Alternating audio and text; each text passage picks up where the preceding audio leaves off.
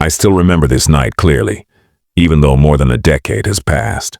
I'm 25 now, but I was only 11 when this happened. Back then, I lived in a quiet neighborhood where nothing ever really happened.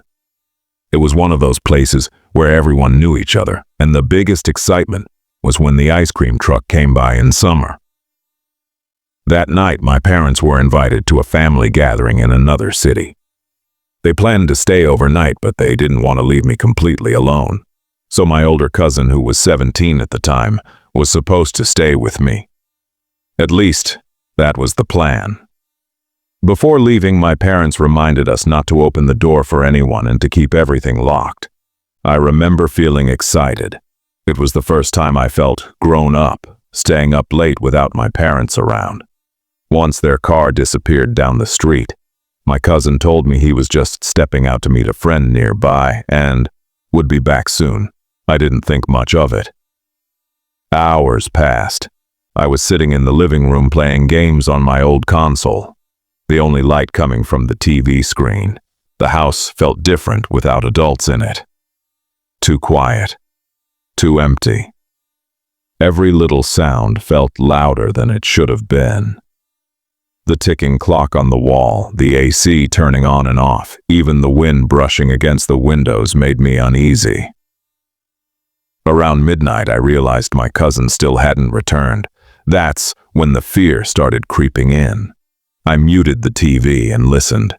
The house was completely silent. No footsteps, no voices, just me.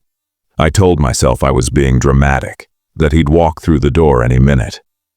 To distract myself, I went to my room and laid on my bed, scrolling through random channels on TV. Then I heard it. A soft sound. Not loud enough to be obvious, almost like something brushing against the front door. My heart immediately started racing. I froze, staring at my bedroom door. A few seconds passed. Then I heard another noise. This time it sounded like a faint click. I slowly got off my bed and walked to the hallway, every step making the floor creak beneath my feet. I leaned forward and listened harder. That's when I heard footsteps, slow, careful, like someone was trying not to make noise. My stomach dropped. I knew my cousin's footsteps. These weren't his. Whoever it was moved differently, lighter, more deliberate. I rushed back into my room, quietly locking the door, even though I knew the lock was flimsy. I didn't have a phone. No way to call my parents. The house phone was in the kitchen, far away. The footsteps got closer. I heard drawers opening downstairs, something falling, someone moving through the house. I hid inside my closet, pulling clothes over myself and pressing my hand against my mouth to stop my breathing from being heard. Tears streamed down my face as I tried not to make a sound. Then I heard it. My bedroom door handle moved. The door slowly creaked open. I could see shadows moving through the crack in the closet door. Someone was inside my room. They walked around, picking things up, moving objects. At one point, I heard them drag something heavy across the floor. I genuinely thought I was going to die. Minutes felt like hours. My entire body was shaking. I kept praying that whoever it was would just leave. Eventually, the footsteps faded away. A door slammed shut downstairs.